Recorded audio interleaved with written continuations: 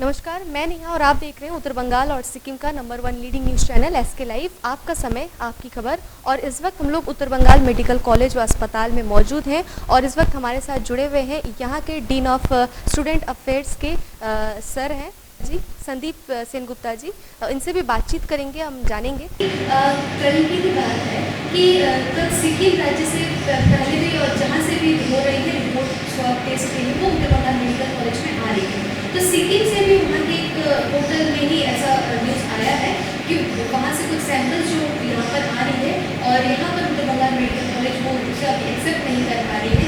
तो क्या ये सच में ही ऐसा कुछ हो रहा है कि वहाँ से रिपोर्ट आ रही है और यहाँ पे टेस्ट नहीं हो रहा है, पेंडिंग हो रहा है, डिले हो रहा है, क्या है एक्चुअली? देखो, सारे उत्तर बंगाल के साथ मालदा और दिनाजपुर डिस्ट्रिक्ट्स जो दो है वो छोड़ के all other districts and Sikkim, they are sending samples to us, our lab. और दिन प्रतिदिन जैसे हर जगह पे माइग्रेशन हो रहा है, लोगों का कॉन्टैक्ट्स बढ़ रहा है मतलब केस से, तो number of samples are increasing day by day. But एक लैब का कैपेसिटी होता है, वो मैक्सिमम कैपेसिटी मैं बोल रहा हूँ, वो सब लैब का होता है। अगर आप 1 लाख सैंपल दिन में, ऐसे 1 लाख किसी ने भेजा नहीं, एज पर एग्जाम्पल 1 लाख सैंपल आप भेजोगे तो कुछ तो पेंडिंग रहेगा, it is bound to happen. इसलिए our government of West Bengal जो किया है, अदर डिस्ट्रिक्ट्स में डिफरेंट ट्रूनेट मशीन्स दिया है, जिसमें जो सस्पेक्ट्स है जिसका रिपोर्ट जल्दी चाहिए वो लोग कर सकते हैं।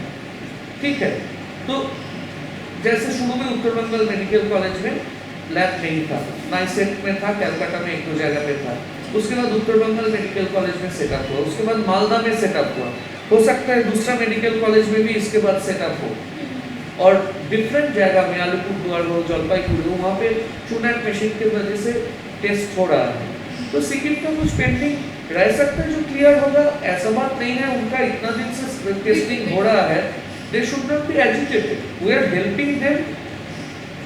तो जब हेल्प हम लोग कर रहा है तब एलिगेशंस का बात क्यों आ रहा है? They are trying their level best, they have to cater all the districts and they have to test all the samples and they are testing, it is evident that they are not sitting idle, they are testing। तो कुछ sample अगर test रहेगा, थोड़ा time लगेगा, तो थोड़ा सा धीरज रखना पड़ेगा। लेकिन मतलब अभी भी जो भी सैंपल्स आ रही है वो उत्तर बंगाल मेडिकल कॉलेज एक्सेप्ट कर रही है और उनका सभी को रिपोर्ट जो है वो दिया जाएगा। हालांकि देखो, ये बात माइक्रोबायोलॉजी लैब अच्छे से बोल पाएगा, पर मेरे जानकारी में जो है बीच में थोड़ा सा पेंडिंग केसेस बढ़ गया था, तो वो एविडेंट ही था, तो इसलिए थोड़ा सा नंबर ऑफ सैंपल्स कुछ दिन के लिए, 7-8 दिन के लिए थोड़ा सा रेस्ट्रिक्ट किया गया। मान लो मैंने एज पर एग्जाम्पल आपको बोला जो आप दिन में 300 सैंपल भेजो, और अगर आप 1000 भेजोगे तो you are violating the guideline. उसके बाद आप नहीं बोल सकते जो 300 का एक्सेप्ट किया और बाकी 700 को क्यों नहीं किया, because you are not suppose to send 1000 samples. दिन में अराउन्ड 85 सैम्पल्स नर्थ बेङ्गलले रिसिभ गर्नु मानेन। अब त्यो पनि हामी जायज कुरा हो, खासमा हामीले उहाँलाई ब्लेम पनि गर्नु सकेन। उहाँहरूको 6195 सैम्पल्स पेन्डिङ छ टेस्ट गर्नु, र उहाँले अझै लिएर हामीलाई पनि पेन्डिङ गर्नु राख्नु नचाहेको होला सायद पनि। तर त्यो फर्केर आउँदाखेरि हामीले यहाँ रिसिभ गरेर यहाँ राखेको छौँ, कारण हामी आशा के गर्दछौँ हाम्रो पनि सामानहरू आज आइपुग्ने जहाँसम्म हाम्रो कोसिस छ। गाडीमा रिजर्भ गरेर कलकत्तादेखि आउँदैछ, र आज आएर सबै कुरा राम्रै भएर गयो भने हामी भोलि दिन नै यो त्यो टेस्ट जुन चाहिँ फर्काएको छ हामी भोलि गर्ने कोसिस गर्दैछौँ। मिनवाल हामी जुन चाहिँ फर्काएको अरू रिमेनिङ टेस्ट हाम्रो अलमोस्ट 800 सैम्पल्स अझै नर्थ बेङ्गलमा टेस्ट नभएर बसेको छ। हामी सबै एङ्गलबाट कुन प्रकारले हुन्छ हामीले उहाँलाई अलिकति प्रेसराइज गर्ने ट्राई गर्दैछौँ, ताकि हाम्रो टेस्ट चाहिँ आइडियल होस्, ताकि फर्दर हामी डिपेन्डेन्ट पनि नहौँ भनेको। र एकखेप आज हाम्रो सामान आइपुगे भोलि हाम्रो ल्याब सुरु भइहाल्यो भने चाहिँ त्यहाँदेखि हामीले कसैमा त डिपेन्डेन्ट हुनु पर्दैन। हामी आफ्नै टेस्ट हामी आफ्नो पाराले कस्तो पाराले लोड बेसी भयो कस्तो पारा गर्नुपर्ने, लोड कम्ती भयो कस्तो त्यो हामी आफै डिसिजनले हामी आफै लिन सक्छौँ सर भने हामी त्यो सिक्किमको यो गर्छौँ। एसटिएनएममा चाहिँ कति क्यारिङ क्यापेसिटी चाहिँ कति छ सर? दिनमा एकदमै स्मुथली गर्नु हो भने कति सकिन्छ सर? अब अर्को कुरा हामीले अहिले बेसी स्ट्रेस हामी ट्रुनेट दिँदैछौँ। ट्रुनेटको टेस्टिङ एकदमै छिटो छ नि त। ट्रुनेटमा एट वान टाइम हामीले 1 आवरमा एउटा टेस्ट हुँदैछ। हाम्रो 5वटा मसिन छ, सो 1 घन्टामा 5वटा स्याम्पल पाइहाल्छ। 5वटा स्याम्पल रिजल्ट 1 घन्टामा पायो भने हामीले 10 घन्टा गर्न 50वटा स्याम्पल चाहिँ हामी गर्न सक्छौँ। मेरो त्यहाँ गर्ने डक्टर पुरा खटिरहेको छ, उहाँ राति 11 बजीसम्म पनि टेस्ट गर्दैछ अहिले। र त्यो पनि त्यसले गर्दा तपाईँले हेर्नुहोस् अहिले उहाँहरूको टोटल टेस्टिङ हामीले 1200मा खालि 79 मात्रै पेन्डिङ छ। 1100-2100 हामीले सकिसकेको छौँ। मलाई अहिले सुरु गरेर कति पनि त भएको छैन हामी। सो एभ्री डे हामीले जुन चाहिँ हामीले टार्गेट 40 to 50 भन्ने चाहिँ अलमोस्ट त्यसको डबल गर्दैछ हामीले अहिले। डक्टरहरू सब खटेर टेक्निसियन्सहरू सब खटेर पुरा गरिरहेछ। हामीले त्यहाँ एक्स्ट्रा म्यान पावर पनि दिएर गर्दैछौँ। तर हुनु त बेसी मान्छे दिएर पनि फाइदा त मसिन त त्यही नै हो। तर अब अर्को कुरा हामीले सुर्ता चाहिँ यो हुँदैछ बेसी रन गर्दा मसिन पनि ब्रेक हुने चान्सेस हुन्छ। हामी सुर्ता चाहिँ यो हुँदैछ मसिनलाई रेसै छैन, चलेको छ, गरिरहेको छ। अब आशा गर्छु के नहोस् हाम्रो यो जबसम्म आरटिपिसिआर सुरु हुँदैन तबसम्म। र त्यसले गर्दा हामी फर्स्ट चाहिँ ट्रुनेटमा जति एमर्जेन्सी हुने हामी सबै ट्रुनेट गर्दैछौँ, कारण रिजल्ट छिटो हुन्छ र कारण अहिलेसम्म चाहिँ हामी नर्थ बेङ्गाल पर्खिनु पर्थ्यो। सो जति पनि हामीले पोजिटिभ आउनेको प्राइमेरी कन्ट्याक्ट थियो हामी सबै ट्रुनेटमा गरेर नेगेटिभ निकालेको। कारण हामीले त्यो प्राइमेरी कन्ट्याक्टलाई चाहिँ एनबिएमसी पठाएर पर्खिबस्नु चाहिँ फेरि त्यो चाहिँ हाम्रो मूर्खता हुन्छ। त्यसमा धेरैवटा क्वेसन रेज पनि हुन्थ्यो। सो त्यो चाहिँ हामीले इमिडिएटली गरेर सबै टेस्ट गरेर प्राइमेरी कन्ट्याक्ट सबै नेगेटिभ भएको छ। र अहिले पनि टेस्ट हामीले ट्रुनेटमा बेसी गर्दैछौँ। त्यहाँदेखि रिमेनिङ जुन चाहिँ अब अलिक पर्खिन सक्ने जुन चाहिँ त्यो चाहिँ हामीले नर्थ बेङ्गाल पठाउँदैछौँ। जस्तै अब यहाँ पिक्युलर सिचुएसन आउँदैछ, अब फेसिलिटी क्वारेन्टाइन बस्नेहरू आएर हामीलाई भन्दैछ कि रिपोर्ट ढिलो भयो भनेर। अघि पनि एकजना प्यारेन्ट आएको थियो, नानी सानो सानो छ भनेर। अब त्यसमा मैले त्यही भने अब नर्थ बेङ्गालमा त हामीले प्रेसर त लगाइरहेको छौँ, तर झन् उहाँको नानी सानो छ अलग्गै गर्दै त्यो त हामी भन्नु सक्दैन। कारण त्यहाँ पनि 6000 तपाईँ सम्झिनुहोस्, सानो सानो ट्युब हुन्छ, कसरी खोजेर निकाल्नु त्यो त सक्दैन। सो उनीहरूले चाहिँ के गरे भने डेट वाइज प्याक गरेर आएको हुन्छ। सो डेट वाइज ठक्कै निकाल्छ, डल्लै गरिदिन्छ, त्यस्तो पारा गर्छ। त्यसले गर्दा एस एन्ड वेन जब उनीहरूको टर्न आउँछ भइहाल्छ। रिपोर्ट आएपछि हामीले अब अहिले यतिसम्म सजिलो भने हामी जति पनि पेसेन्टहरूको नाम रेजिस्ट्रेसन नम्बर सबै लेखेर रेडी गरेर पठाउँछ यहाँ इमेलमा, ताकि उनीहरू सबै एन्ट्री गर्नु नपरोस् भने, कारण काम हल्का होस् भनेर। उनीहरू सबै टेस्ट गर्छ, नेगेटिभ हामी मुनि अल नेगेटिभ भनेर उनीहरू साइन गरेर त्यो ब्याक फर्काइन्छ। नभए त पहिला चाहिँ हामी इन्डिभिजुअल लेखेर पठाउँथ्यौँ उनीहरूले नि, त त्यसमा कम्पलसन भएर चाहिँ हामी त्यसो पनि गर्दैछौँ हो। र त्यो गर्छौँ। त्यहाँदेखि अब अर्को सेकेन्डरी टेस्टिङ कन्ट्याक्टहरूलाई चाहिँ हामी तल पठाएको, तर एकखेप आइहाल्छ र हामी भइहाल्छ। र भोलि हामी यो मसिन चलिसक्यो भोलि पर्सि भित्रमा हामी यहाँ टेस्ट गर्न थाल्यो भने त्यसमा हामी क्राइटेरिया छुटाएर हामी त्यसरी गर्छौँ। अब क्वारेन्टाइन यस्तो एउटा कुरा यसमा पनि मान्छेको धेरै कन्फ्युजन रहेछ। हामीले जब फर्स्ट आयो फेसिलिटी क्वारेन्टाइनमा आउँदा हामीले normally 14 days of facility quarantine and 14 days of home quarantine, total चाहिँ 28 days बिताउनु पऱ्यो नि। किनभने तपाईँ कुनै जोनले रेड जोनदेखि ग्रिन जोन भन्नुलाई 28 days कुनै केस रिपोर्टिङ हुनु भएन। कुनै अगर 14 दिनसम्म कुनै केस रिपोर्टिङ भएन भने त्यसलाई हामी अरेन्ज, रेडदेखि अरेन्ज आयो भन्छ। त्यहाँदेखि फेरि अझै 14 दिन कुनै केस आयो पोजिटिभ आएन भने त्यहाँदेखि ग्रिन जोन भन्छ। त्यस्तै पाराले हामी फेसिलिटी क्वारेन्टाइन चाहिँ पहिलादेखि नै 28 दिनको थियो, त्यसमा माथि मुनि भएकै छैन हो। अन्त त्यो हुँदाखेरि पहिला चाहिँ 14 days अफ होम क्वारेन्टाइन, त्यहाँदेखि फेसिलिटी क्वारेन्टाइन, त्यहाँदेखि 14 days होम क्वारेन्टाइन। अब अहिले हामीले चाहिँ अब फेसिलिटी क्वारेन्टाइन मान्छे जस्तो पारेर हामी फेरि स्ट्यागर्ड म्यानरमा आइदिनु भनेको थियो। मान्छे दिनमा 300 देखि बेसी नआइदिनु भन्थ्यो, तर यहाँ त मान्छे इभन 856सम्म आयो एक दिनमा आउँदैछ। गर्दाखेरि त्यो अब फेसिलिटी क्वारेन्टाइन कम्ती हुन थाल्यो। र युजली टेस्ट चाहिँ युजली 0 डेमा पनि गर्नु सक्दैन हामीले, कारण आउने दिनमा भएर मान्छे हुनु त उता कन्ट्याक्ट अगाडि भाषामा भेट्छ, तर आउने दिनमा बाटोमा त कोहीसँग कन्ट्याक्ट भएको हुनसक्छ। त्यो दिन चाहिँ हामीले 0 काउन्ट गर्नु पऱ्यो।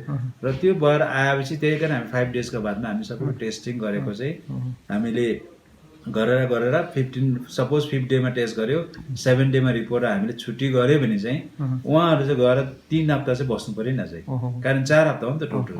सो 1 हप्ता चाहिँ फेसिलिटीमा बस्यो भने 3 हप्ता घरमा बस्नु पऱ्यो। 3 दिन होम क्वारेन्टाइनको लागि पनि मोनिटरिङको प्रोसिड्युर छ कि छैन सर?